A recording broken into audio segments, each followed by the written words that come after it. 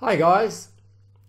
In terms of understanding personality type, I recommend that you take a Myers Briggs test. I'm an INTJ. There's a link to a free Myers Briggs test in the description box below. Take the Wealth Dynamics profile. So I'm a creator, and this test, it's well worth the money. Take Jordan Peterson's Big Five test. Take the political spectrum test. I'm 3.8% on the left and 14% Libertarian. Watch my videos on NLP Meta Programs to learn about the finer distinctions of personality traits.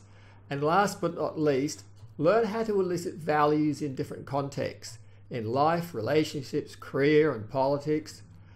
And also learn how to elicit and recognize the use of moral values.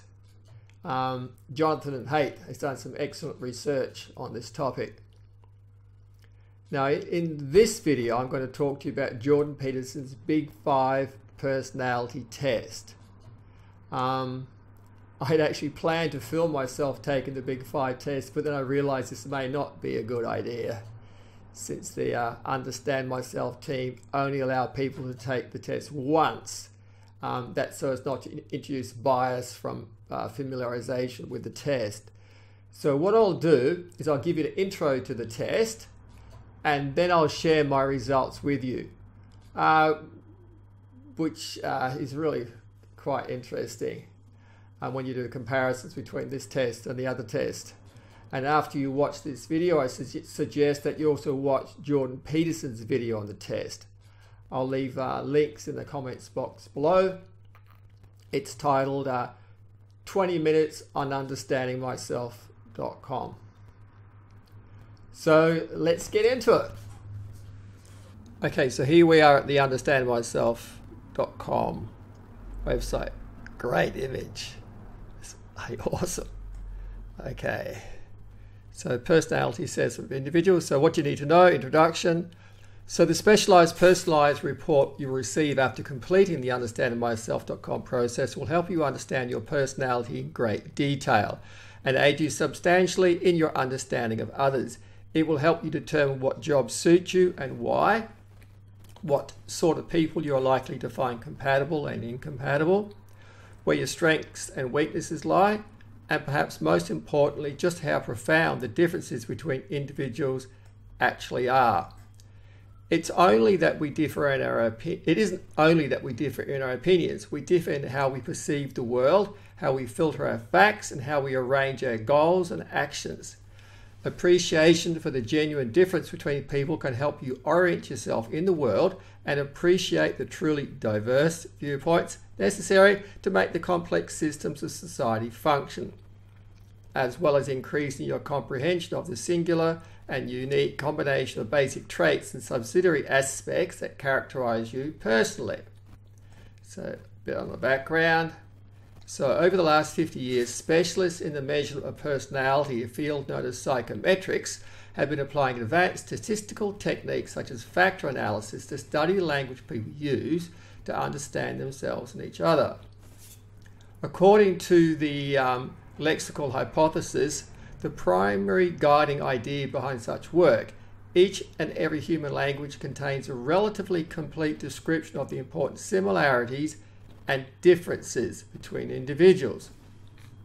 Language has encapsulated such description because human beings are exceptionally social and need to understand each other to cooperate effectively and avoid conflict.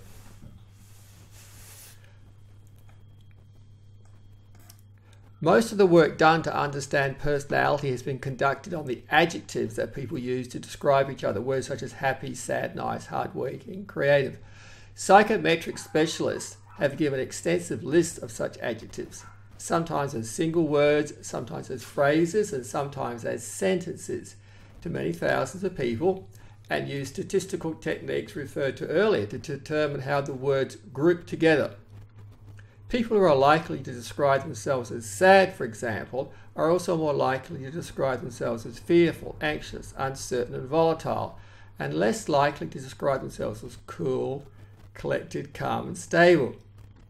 The same applies in other domains. People who are nice are compassionate, empathic, caring, and soft, while their polar opposites are hard, competitive, blunt, and tough. 5 such dimensions of variation, the big 5, have been identified cross-culturally. The 2 just described correspond to neuroticism and agreeableness, respectively.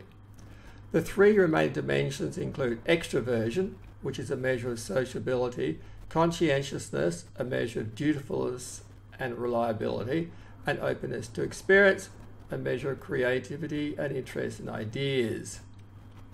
The UnderstandingMyself.com process, based on a personality scale known as the Big 5 Aspect Scale, developed by Dr. Colin de Jong, Dr. Lena Quality, and Dr. Jordan B. Peterson in Dr. Peterson's lab, extends the Big 5 description, breaking down each of the 5 traits into 2 higher resolution aspects. And of course, if you want to break those aspects down even finer, you could actually look at NLP Meta Programs. All right, so that, and now we're going to go to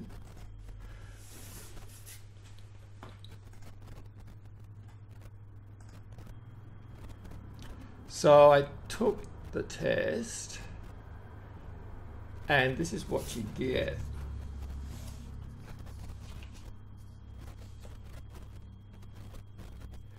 So, try and make it as short as I can. So there's 5 traits: agreeableness and 2 aspects, compassion and politeness. All right, conscientiousness has aspects of industriousness and orderliness. Extroversion, aspects of enthusiasm and assertiveness. Neuroticism, aspects of withdrawal and volatility. Openness, experience, aspects of openness and intellect.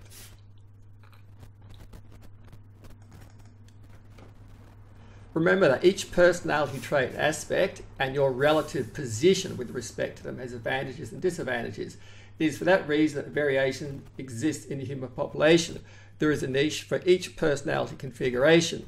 Much of what constitutes success in life is therefore the consequence of finding a place in relationships, work, and personal commitment that corresponds to your unique personality structure.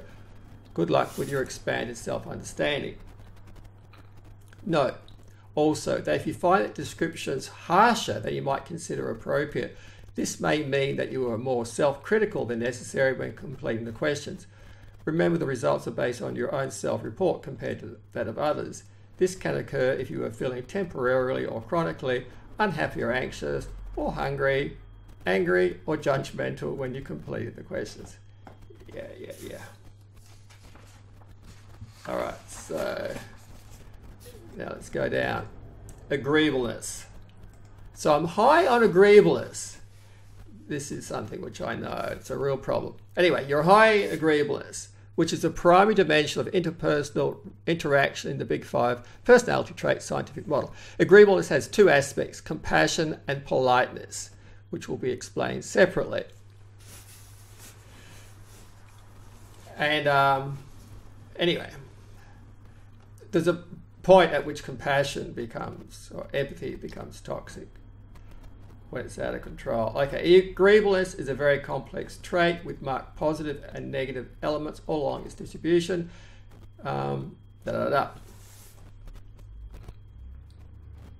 People high in agreeableness are nice, compliant, nurturing, kind, naively trusting, and conciliatory. However, because of their tendency to avoid conflict, they often dissemble and hide what they think. People low in agreeableness are not so nice, stubborn, dominant, harsh, skeptical, competitive, and extreme, even predatory. However, they tend to be straightforward, even blunt, so you know where they stand. I don't agree with some of the things they say. I'm high in agreement, but I am not naively trusting. It's an over compensation, it's taking care of others. It's having too much emphasis on others, and not being willing to take care of self. That is what they're actually missing here. So just 2 paragraphs. People with high levels of agreeableness are seen by others as cooperative, warm and considerate. So that's what they see on the outside. They're quite likely to look for and even sometimes to see the best in others, and are interpersonally tolerant, an attitude that is much valued by agreeable people. They do not like to see other people's feelings get hurt and tend to be much concerned, that's what I said before, and tend to be much concerned about the emotional state of others, preferring peace and harmony. All right? So it's not that they're altruistic or anything. They don't like to see other people's feelings get hurt. They tend highly towards submissiveness rather than dominance, particularly if also above average in neuroticism. And the submissiveness is because they're not actually taking care of self. There's a feeling that you can't take care of self. So people with high levels of agreeableness are forgiving, accepting, flexible, gentle and patient, which can be problematic. They feel pity for those who are excluded, punished or defeated. I don't know about that. I'll talk about myself here. I don't know about that. I don't feel pity for people who are excluded, punished or defeated. They tend to insist that people work cooperatively. No, I don't. And often believe that competition with its losers and winners is morally wrong. No, I don't. However, highly agreeable people can be taken advantage of, yeah, particularly by disagreeable people sometimes, including those with criminal predatory intent. Yes, that has happened in the past. Yes, it has. Because I didn't know how to say no. It wasn't about being nice. I didn't know how to say no. Make myself number one. Okay, they will lose arguments or even avoid discussions with less agreeable people. No, I'm happy to get into an argument face to face if I think it has some value. I don't like arguing online because I can't get people. I don't get people's tonality. I like to see a person, so I don't like arguing with a person online. And I'll push an argument to the extreme and I'll win. So this is where their assertions, they're just overgeneralizing. They tend not to be very good at bargaining for themselves, that's true, or negotiating for more recognition or power, that's true. They may have lower salaries and less money, in consequence, yes. All this can lead to resentment and hidden anger. No. It's something which I accept. Furthermore, but it could in some people, furthermore, because of their tendency to avoid or reduce conflict, highly agreeable people may sacrifice medium to long-term stability and function with a state of short-term peace. Yeah. This can mean that problems that should be resolved in the present accumulate counterproductively across time. All right, a bit about women.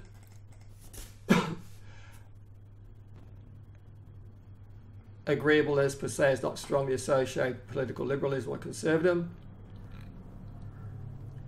All right, so I don't think that. So let's go to the next paragraph. See, this is okay. Liberals are higher in aspect compassion, conservatives in aspect politeness. However, alliance with the category of belief, that's kind of known as politically. What this appears to mean that agreeable people strongly identify with those they deem oppressed. I don't know. Seeing them essentially as exploited infants. Jeez. And demonize those they see as oppressors, seeing them as cruel, heartless predators. Maybe. Okay. So then you'll get like agreeable people will go to certain professions, etc. Disagreeable people go to other professions. Okay, let's go to compassion. So there's two. Agreeableness has two aspects, all right? Compassion and politeness. So using NLP Meta Programs, we'd break it down into even finer distinctions. But this is fine. Compassion high. So I'm high in compassion, at 85th percentile. Highly compassionate people are much interested in the problems of other people and other living things, particularly if they're young or helpless. They're quite concerned about helping other people avoid negative emotion. They make more time, do more kind things for others, yeah. Even when doing so may interfere with fulfilling their own needs and interests, yeah. They have a markedly soft side. Other people consider them sympathetic and nice and will turn often to them for a listening ear. Yeah, I get abused for that because people know that I'm a good listener and they will abuse that. And I find it difficult to say, shut the expletive up, go away. Other people consider them sympathetic and isolated. They're highly empathetic and caring, yes, to the degree that it becomes toxic. However, because they are so other-oriented, they may find it difficult to negotiate on their own behalf and may not get what they deserve for their hard work, for example. This can lead to resentment. Yeah, see, there's a meta program, there is self and other. And when there's too much emphasis, on other, it comes across as caring for others, which maybe it is, but also it's actually like a denial of self.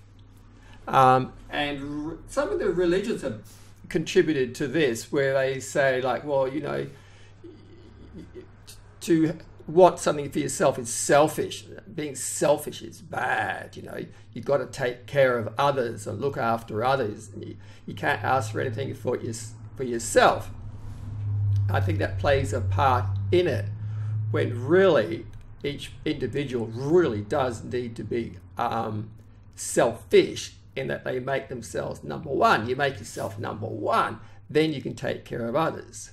And yet that can be difficult for some of us to do. Compassion. All right, so let's go down to here. Politeness, moderately high. Tend to be deferential to authority and generally obedient. Well, I wouldn't call myself obedient. I just say, well, if we have an authority, like if I'm stopped on the road by the police, well, I may not like what they say or they do or their attitude, but I'll go, okay, I'll go along with it because they're actually in that position there. So I'll give people respect. Whoa. And I don't like to be a pushy. And they are more uncomfortable challenging other people. Moderately polite people try to avoid conflict, that's true, and basically desire to steer clear of confrontation or fights. Yes, it's very true. All right, so politeness at 76 percentile. Conscientiousness. I'll just turn the page here for my notes. Typical or average. You are typical or average. I hate the term average. In conscientiousness, which is the primary dimension of dutiful achievement in the Big Five personality trait scientific model. Conscientiousness is a measure of obligation, attention to detail, hard work, persistence, cleanliness, efficiency, and adherence to rules, standards, and processes. Conscientious people implement their plans and establish and maintain order. Some at the 49th percentile. People of average conscientious levels generally do their duty, although they are not sloggers. Well, that's not true. I slog. They are reliable, very reliable, but waste some of their time, yes, and have some proclivity to procrastinate.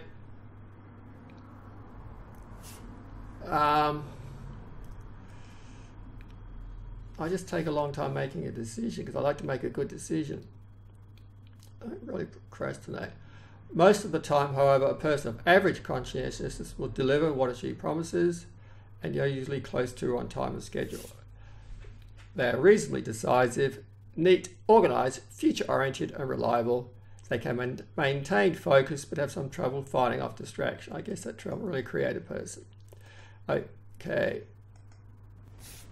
So,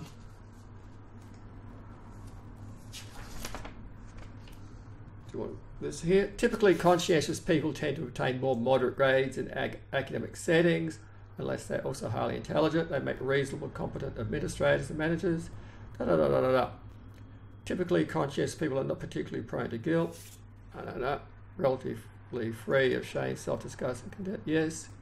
Individuals who are typically conscientious do not react too negatively to failure. Yeah, we see failure just means you haven't succeeded. That sort of goes with compassion for self. Not too judgmental about self.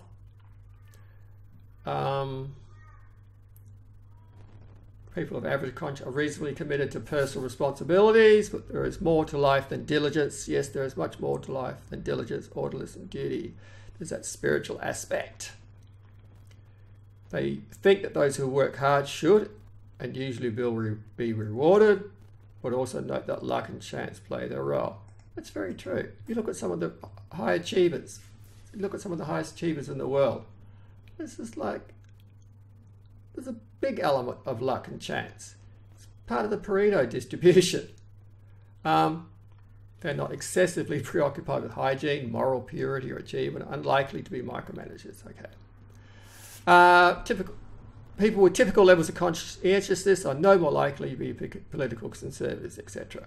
Okay, conscientiousness has two aspects: industriousness and orderliness. So industriousness is low. That's interesting. You're low in industriousness. People who are low in industriousness are much less likely to be successful in school and in administrative and managerial positions. If they're highly intelligent, they tend to be regarded as underachievers. I get told I'm an underachiever all the time. Creative type people, they have such difficulty actually monetizing it. They focus less on work than others and are substantially more likely to procrastinate. No, I don't procrastinate.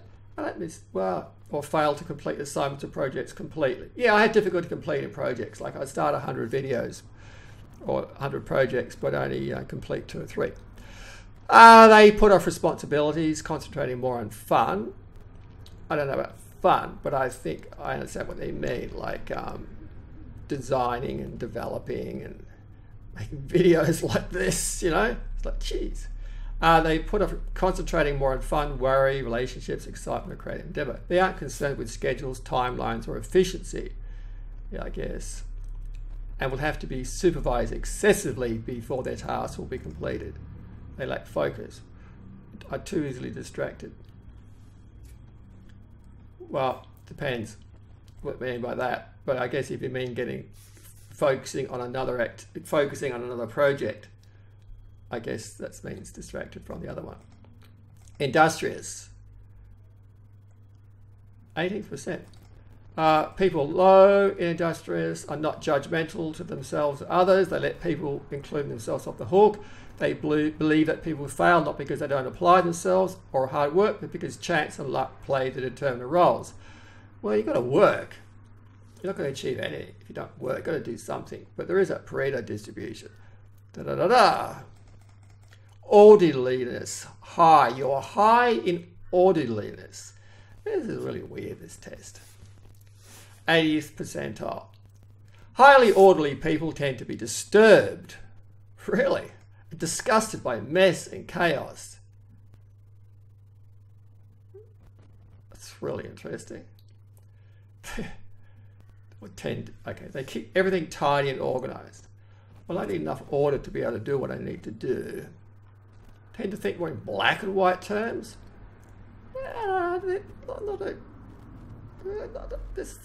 What? Things are good or bad, acceptable or unacceptable, with little room for grey areas. I don't know about this. They may make, like, and stick to schedules. Well, this conflicts with what I was saying before. But if I make a schedule, I'll stick to it. They want everything where it should be.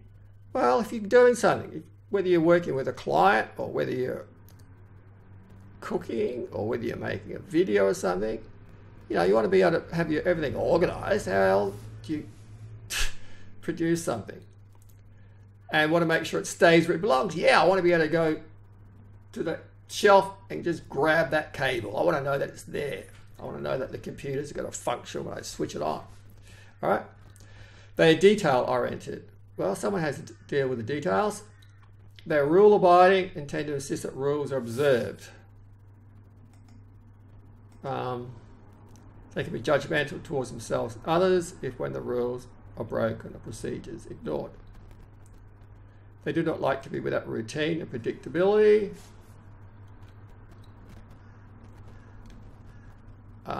unless you're on holidays. Excessive, I don't think they understand. Anyway, okay.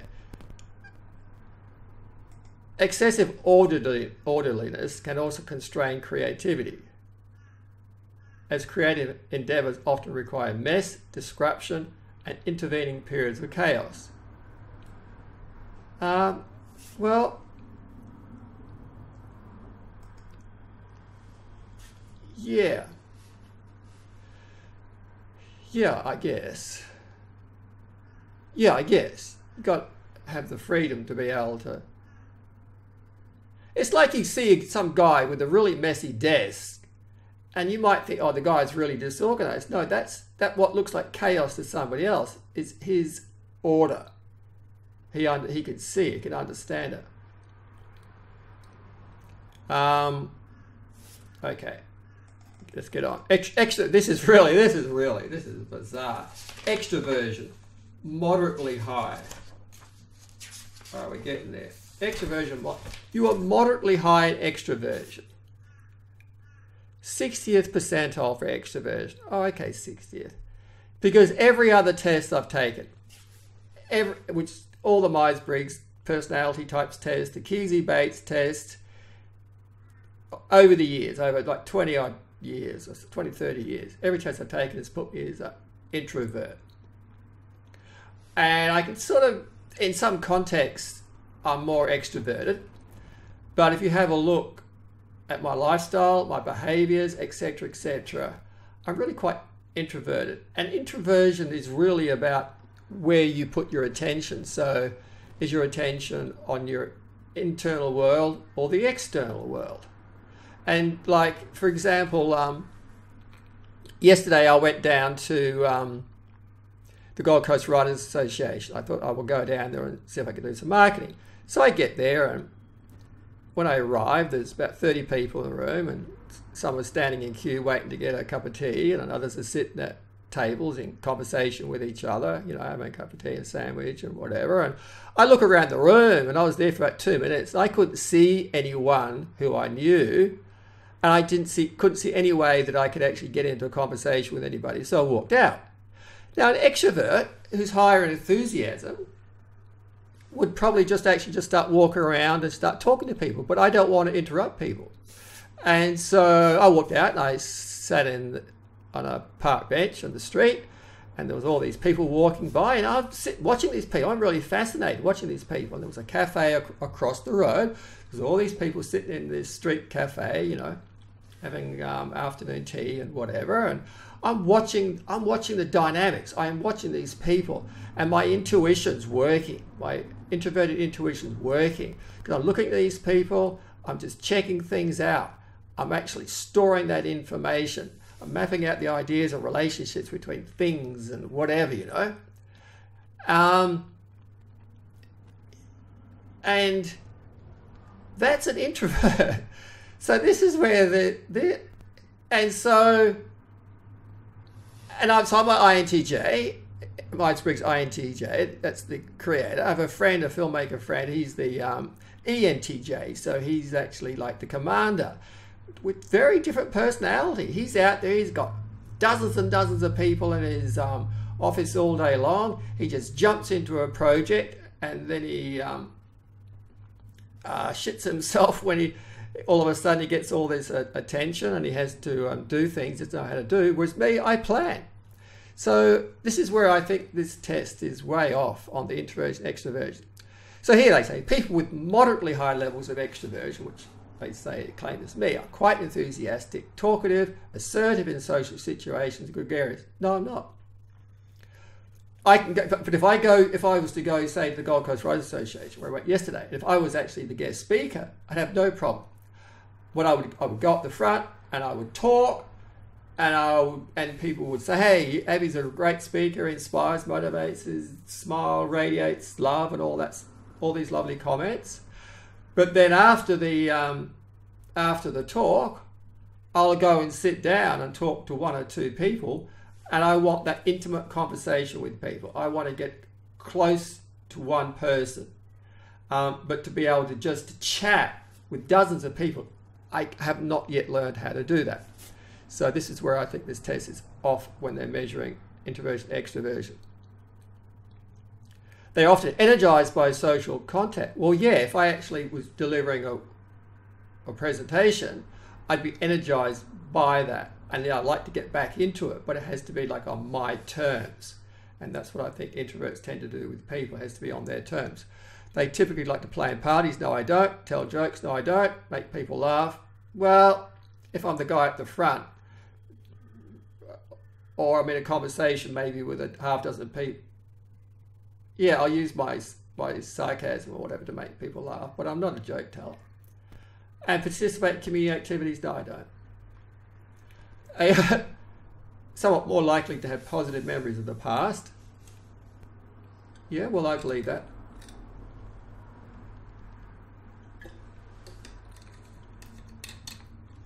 Above average levels of current self-esteem and to feel optimism about the future.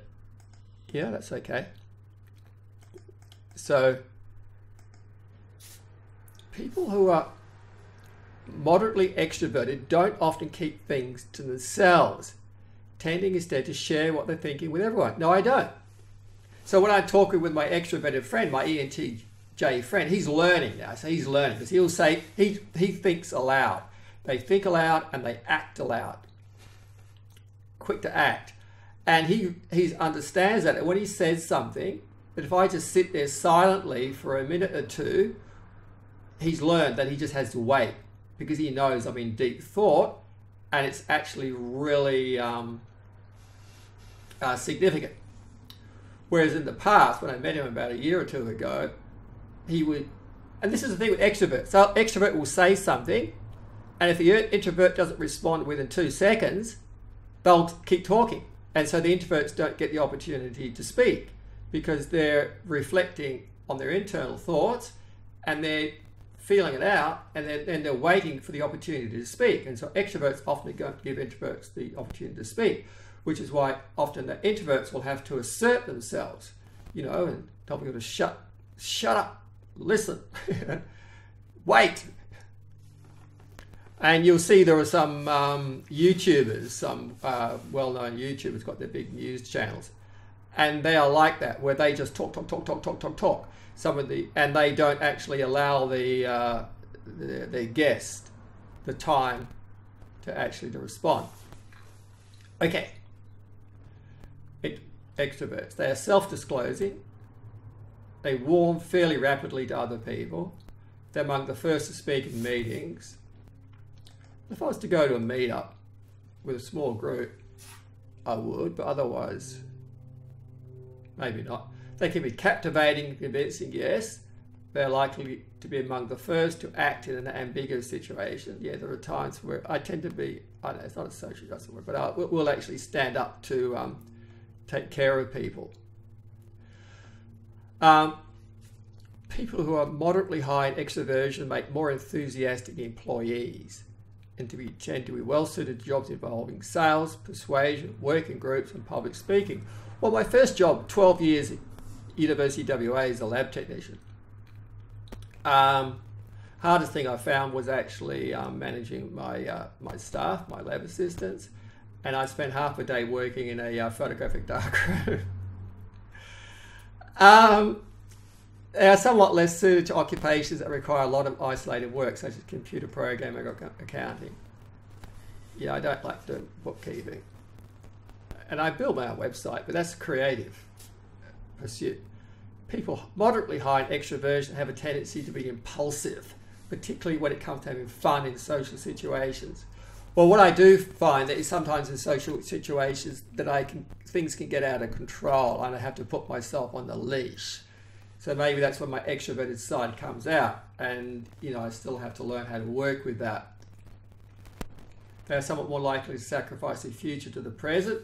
Well, yeah, like I'll engage in creative pursuits in the present for the pure joy of doing it. It can be difficult for them to be alone and to study and to work. Well, for extroverts, yeah, but I actually spend a lot of time alone, and I prefer to work alone. They can find themselves distracted by opportunities to chat, joke and joke. Blah, blah, blah, blah,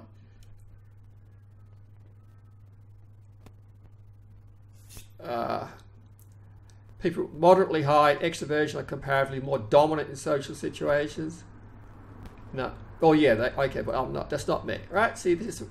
Anyway, so that's okay. So we learn, don't we? We do all these different tests and we learn. So we learn about the test and we learn about ourselves, and that's the most important thing, all right? So that's what I'd like you to learn too, is that because you've got to reflect, apply to self. And then, okay, if there's like 100,000 people who've done this test and they reckon it actually measures what it measures, then what am I missing, you know? What am I missing? Maybe I am an extrovert and I'm not living my extroversion. Enthusiasm, low. You're low in enthusiasm, which is an aspect of extroversion. Okay. Individuals who are low enthusiasm are not excitable. Well, I don't know. What do you reckon? They are also much less easy to get to know as they are not chatty or bubbly. It's true. I like interesting chatty or bubbly conversations. I like to have really good quality, in-depth conversations with people. You know, don't like superficial conversations. When they do talk, it tends to be about things in which they find particular interest. That's true. I'm self-oriented. I'm selfish. They open up to other people with some difficulty, particularly in larger social gatherings or parties. Well, yeah, it's really a challenge. You go to a social gathering and then you've got to say hello to people. And then it's just like, well, what the heck, you know, you've got about a minute to speak to somebody and you can't get into a long conversation typically. And so it's like, what's the point of talking? It's really, I find it really challenging for those reasons. They laugh much more rarely than others. What's this? Yeah, that's true. They prefer solitude. Yep. And although they can enjoy themselves around other people, it has to be in small doses. Yeah, this is true. They're much more private people. Yeah, this is true. And are not markedly positive or optimistic. They avoid the spotlight. Actually, that's very true. It's like, oh God, how to be famous and yet hide in the background. And if creative, may find performing much less desirable and draining. And if creative, may find performing. Yeah, I find getting lost in doing a drawing or to be so beautiful. They really seek out stimulation, excitement, activity, or fun. Years ago, I sort of went skydiving and whatever, which was exciting. But most of the time, I would actually go bushwalking or surfing by myself or walking miles and miles by myself. And when I go walk, I prefer walking. I like walking around the streets when there's nobody. If I see people, I'll actually walk a different way. It's just like I just like the solitude. Okay, so people low in enthusiasm are not gregarious or people loving, and find it more difficult to generate a felt sense of excitement when offered the opportunity to engage in something that others might find engaging or entertaining. Except that, for example, if I'm running, I ran a media training workshop. We had run 6 sessions, and that was great up to a point. So enthusiasm, well, that was 17. Assertiveness, very high.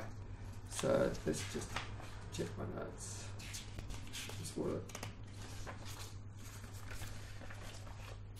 Assertiveness, very high in assertiveness. It's interesting. These tests are weird. Very assertive people are take charge types. They put their own opinions forward uncommonly strongly and tend to dominate and control social situations. Well, that's true. If I'm in a small group, I'll do that. But then I want harmony. So harmony is very important for me in a social situation. So when there's when things get out of control, that's when I'll tend to step in and want to control it. Not because I want to control it, because I actually want to sort of like have harmony. Not that I want to force people to be one way or another. I'm quite happy to let people, but if I see somebody sort of pushing somebody else around, I sort of, okay, I'll let that person push the person around, but I sort of want to somehow bring awareness to that and help both sides become more conscious, aware, and self-empowered. Okay, so very assertive people can be strikingly influential and captivating. They have the communication style that is often associated with leadership. Okay, yeah, so that's what people have commented sometimes. This is good when they are knowledgeable, competent, and able, but not so good when they aren't. Yes, this is true. You see some people over, you see a lot of people in politics, don't you? You see the celebrities, you know.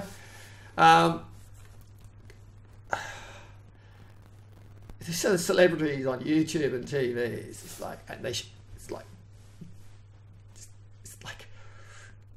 what are you doing, guys? Assertive people are people of action. They don't wait for others to lead the way, but leap in heedlessly. They can be impulsive, inconsequent, and can act without thinking. All right. Assertive, 90%. Neuroticism, oh, is a loaded word. Neuroticism, moderately high, which is the primary dimension of negative emotion, the big five. It's a measure of general sensitivity to negative emotions such as pain, sadness, irritable or defensive anger, fear and anxiety. People with moderately high levels of neuroticism are somewhat more likely to think that things have gone wrong in the past, are going wrong now, and will continue to go wrong into the future.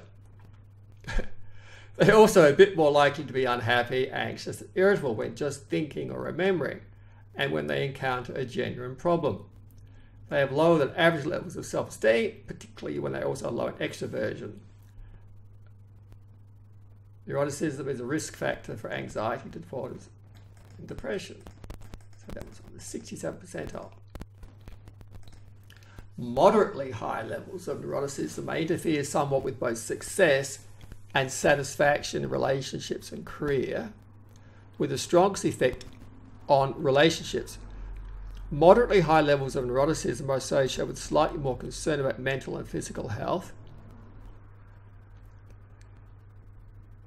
as well as more physician and emergency room visits, and higher than average levels of absenteeism at work and at school. It's sort of interesting, isn't it? Because the last few years my health's been really bad, so I have a lot of concerns about mental and physical health. And whereas when my first job, University of WA, 12 years, in 12 years, I had about one sick day a year. I had one sick day, that's all I ever had. So, I don't know where they get this shit from.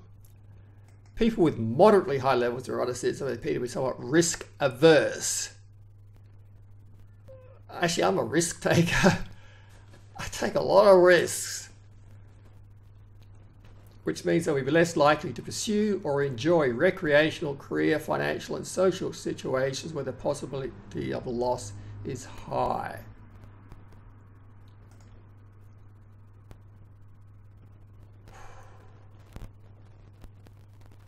Such people appear to be concerned with maintaining their current status rather than enhancing it. Perhaps this is a good strategy in generally dangerous or uncertain times. Yes, so that's where I would agree. So, for example, on YouTube, all right, you might think you start up a YouTube channel and just put whatever, just say whatever you want.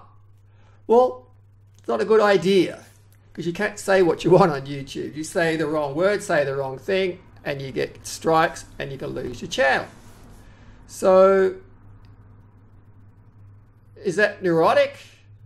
Or is that just like intelligent? Okay, neuroticism is not a powerful predictor of political belief.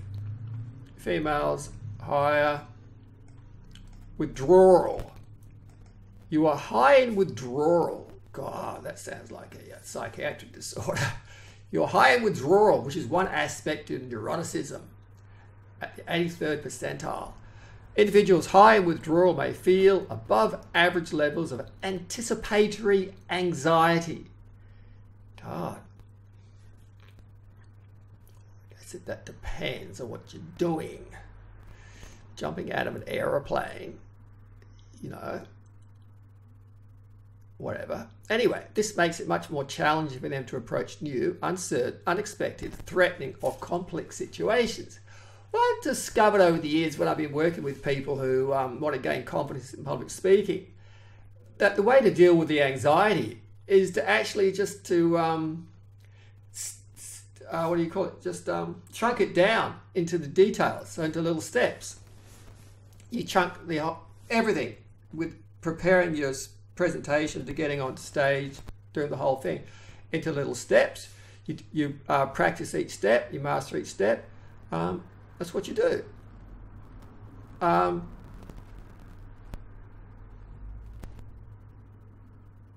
So I don't know, maybe there are people who just walk straight out onto stage, and I guess there are.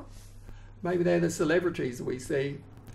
I don't have kind things to say about celebrities. Okay, so people high in withdrawal much more frequently feel sad, lonesome, disappointed, and grief-stricken. Ooh, I don't know about that. I don't know about that. I think maybe people high withdrawal are much more aware of their emotional state. Maybe there are people who are unaware of their emotional state. That's weird. They have higher than average levels of doubt and worry. Okay, so attention could be on the negative, attention could be on the positive.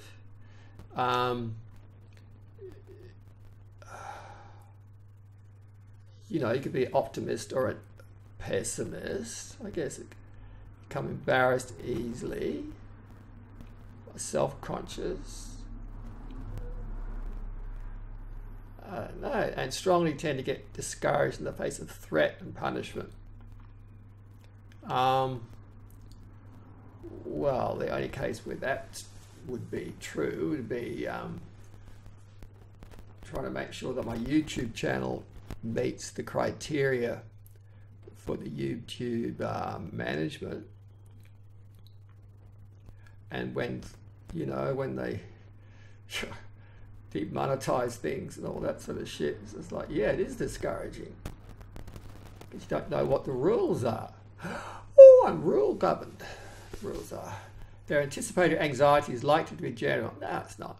They are sensitive to social rejection. Can be relatively easily hurt. Okay. Once hurt, frightened, or anxious, as well, it takes them longer to recover. Okay, I think that's true. Having to deal with stuff. Yeah, so I can move on. Okay. They can be argumentative sometimes. Well, only when people disagree with me. When people acknowledge, in a discussion, as long as there's acknowledgement, there's no argumentation, and lose their composure. Oh, but then argumentation can be a positive term too. They can be provocative in a dispute, particularly if low in agreeableness. Perhaps people high in the withdrawal are concerned that something bad might happen. Yeah, I think this is where you get the pessimism, optimism meta program. This is what it's about.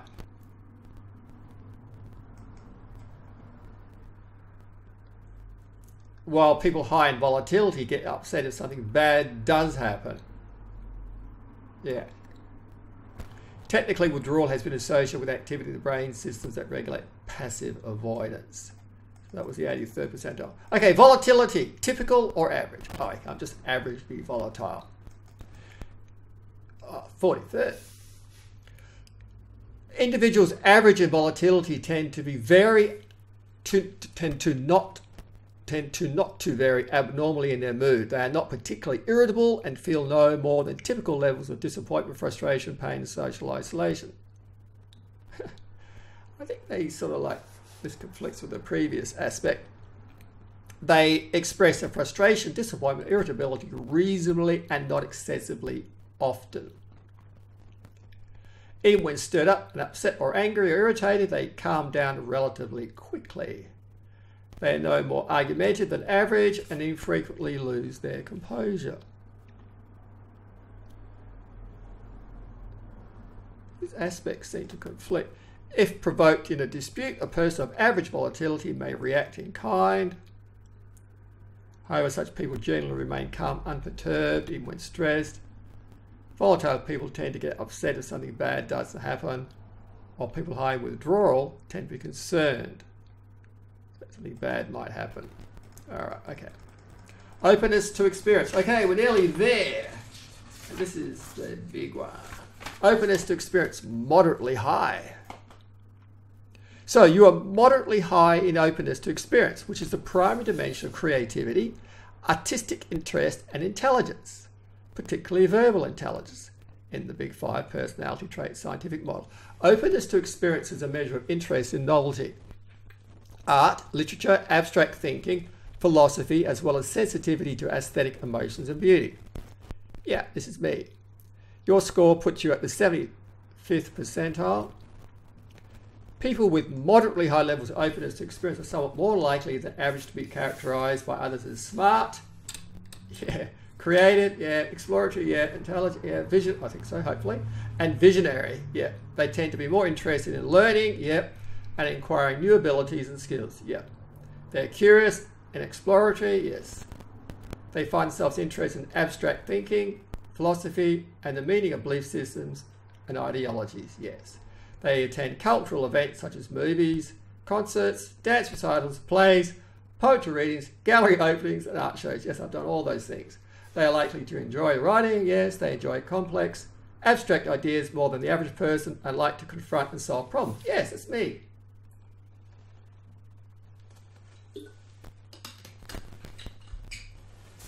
That's me. So, 75th percentile. They are likely to be readers with a wider range of interests. Yes, they have a broader and deeper vocabulary. They can think and learn quite quickly. They are comparatively proficient at formulating new ideas and tend to be articulate, particularly if average or above in extroversion. People moderately high in openness can sometimes see old things in new ways. They can formulate problems in a diverse range of ways and can typically generate a reasonable number of problem-solving solutions. They enjoy change, often to make things better, but also just for the sake of change. See, I'm enjoying reading this because this is like it feels who I am. People who are moderately high in openness to experience are somewhat less well adapted to situations or occupations that are routinized and predictable. They have some trouble fitting in at the bottom of hierarchies. Yeah. They're less suited to entry-level repetitive rote positions because they often think up new ways to do things, and such ideas are seldom welcome from someone at the bottom. They're creative thinkers. They tend to shake things up a bit, particularly if they are also disagreeable and assertive, and may be attracted to more revolutionary ideas, particularly if below average conscientiousness. Oh, I think that was me.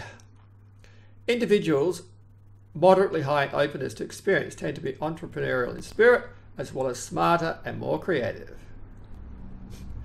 Yeah, always starting new projects. They have more than average interest in creating new ventures, sometimes for profit, sometimes for curiosity, sometimes for personal transformation. Very true.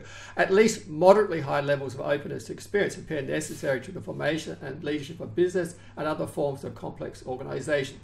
Although conscientiousness appears required for the attention to detail and process management that such organizations also always need. People moderately high in openness to experience tend to be very interested in many things. However, they can still typically settle on a single path in life, to specialize to a necessary degree, and to create an integrated identity, unless they are very high or above in neuroticism and are very low or below in conscientiousness. People characterized by the combination of moderately high openness to experience and very high or above levels of neuroticism can undermine their own convictions. People characterized by the combination of moderately high openness experience and very high. Yeah, and so the neuroticism, the self-doubt, can undermine their own convictions and beliefs by questioning and making themselves lost and anxious. So this is like if you get the Myers Briggs and you use the personality hackers car model. This is like the 10-year-old, well, for me, it's the 10-year-old in the back seat. That's where the doubt comes in. It's the FI function. So open, unconscientious people tend to be underachievers, particularly also for above average neuroticism, because it's that damn doubts, the damn feelings which get in the way, which but if you can take the feelings and use them, like the introverted feelings, when you combine that with introverted intuition, it really works well with creativity. But it's when you start to take the venture out onto the road and it comes into marketing it, that's where here they're talking about neuroticism, but if we talk about introverted feeling, that's where it becomes gets in the way, and that's when you have to move to thinking, like facts and logic. Okay, let's continue. Such people appear to have the capability to succeed, can learn quickly, and are creative, but they can also have some trouble implementing their ideas. Yeah, this is the getting the idea out on the road, which requires the marketing ability, implementing strategies, also putting boundaries. You have to put boundaries around things. If you have a loaf of bread, you just have to say have a white loaf of wheat bread and sell that. But if a creative person can come up with a whole damn menu, like dozens of different types of bread, and then they have all the pastries, etc., and it just gets out of control. And that's where open people really need to create boundaries around their ideas and their projects in order to be able to market it. Okay, continue. So here we are. Openness to experience is the dimension that best predicts political allegiance with conscientiousness, particularly the aspect of orderliness coming in second place. Those who are liberal politically are very much more likely to be high in openness to experience than conservatives. Okay, well, according to the political compass, I'm 3.8% on the left, 14% libertarian.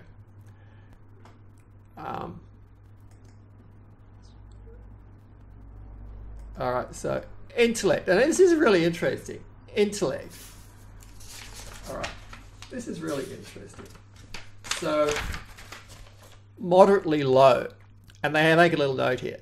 Do not confuse the personality aspect of intellect with IQ. Intellect is a measure of interest in abstract ideas, essentially, while IQ is a measure of processing speed, verbal ability, working memory, and problem-solving capacity, and is better measured with a full IQ test. IQ is a lot about processing speed.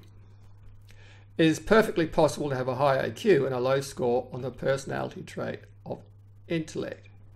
So to me, those with a high intellect are the intellectuals. And they will, I think, intellectuals, Myers Briggs, they'd be the NTPs. Probably maybe the ENTPs or INTPs, but the NTPs. Where me being an INTJ, I just need enough information. I'll actually research, I'll actually put a lot of time into gathering information, learning about something, but I only need just enough information in order to be able to map out the patterns and relationships between things and ideas. Whereas these damn intellectuals, they just keep getting more and more information, and they over-intellectualize, according to me, because it's not me. So here we are here. People moderately low in intellect are less likely to evince interest in ideas and abstract concepts. Yeah, well, that's partly when it comes to religion. This is where they think they confound things. They tend not to appreciate learning about philosophical ideas. Look, I spent decades learning about every damn religion in the world, And, you know, have spent hours watching videos on YouTube about political psychology and philosophy.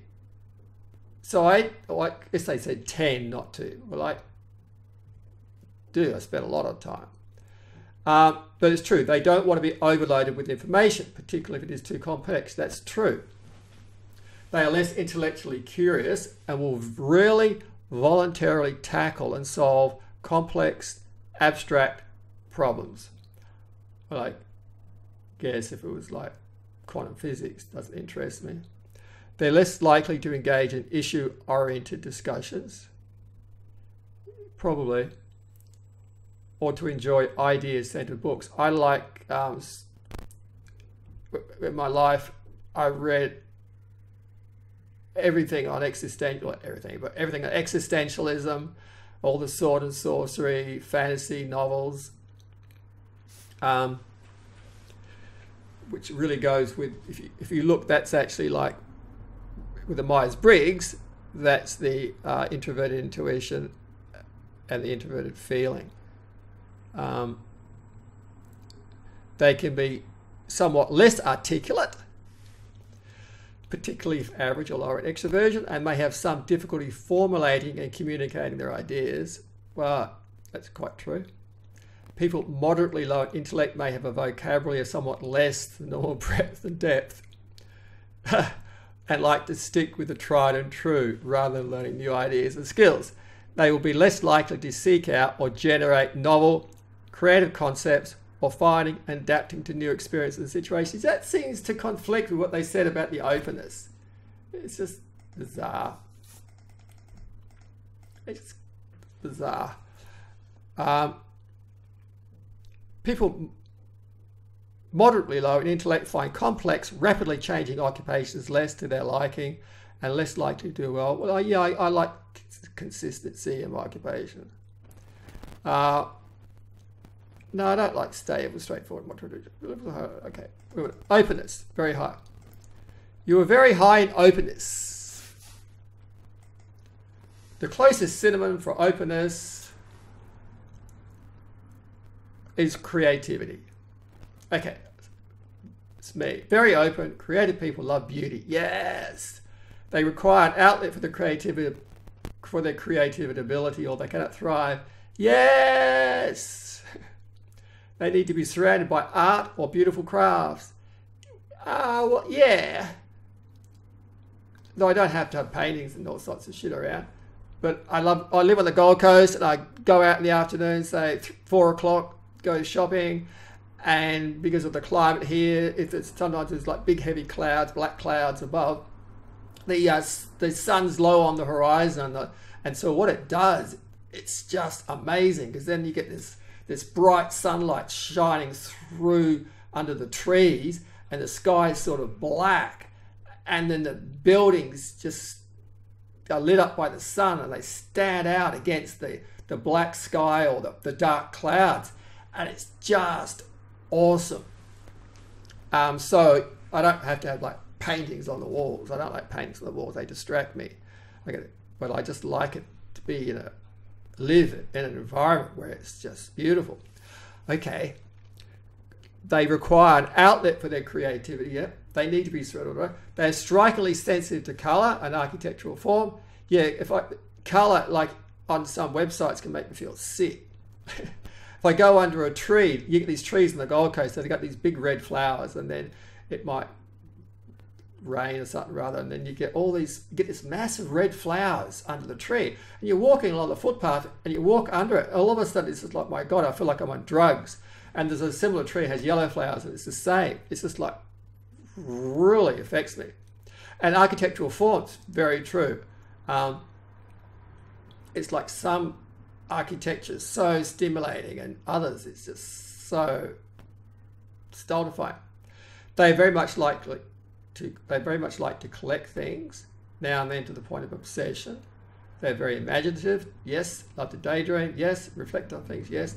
They're uncommonly affected by music. It's true. Like in the evenings now, I spend a couple of hours, 2-3 hours, and I draw. And what I do is I go on YouTube, and I'll find a YouTube channel say speed art, Photoshop. And I don't actually watch the video. What I do is I listen to the music, but I'll glance up once in a while to see the artwork. Like, oh God, that's just amazing. But it's the music, and I'm going through and I want the music. And when I get that bit of music, I go, oh, it just gets me going. So that's inspires me. So they are uncommonly affected by music, often of many genres, and may be musical or artistic themselves. Both of these are rare in the general population. They can get unusually immersed in a book or a movie or in their own thoughts and become oblivious to the outside world. I think that's a very beautiful thing to do. They respond very strongly to beauty, creativity, and art. So that's at 90. Oh, okay, there's a bit more. Then they say, okay, so I'm 93rd percentile. They say very open, creative people can be impractical and flighty, however. Yeah, it can be extremely difficult to transform creativity into money. Every creator knows that, or into a career. Actually, I think Jordan Peterson said creativity is a predictor of failure at Harvard University or something, I don't know. High levels of openness are furthermore necessary for entrepreneurial success and often prove useful at the top of hierarchies, even in very conservative occupations such as banking and law, which need creative people in leadership positions to provide new vision and direction. So yes, there is hope for creative type people. Okay, so if you're still with me, I'm blown out. I'm blown out. If you're still listening to me, right, I am blown out that you're actually still listening to me. So, namaste. I thank you for sharing this with me. So now it's up to you. So I'll leave the notes in the below the video, and so I suggest that you take this test. It's going to cost you $10 or something or other. But Jordan Peterson also has a video on it, and I'll leave the link for the video below. So thank you once again for being here. So please like it, like the video, share it. That really helps with the YouTube algorithms, or whatever it's called. And leave a comment, and let me know what other videos you'd like me to make. And I look forward to seeing you again.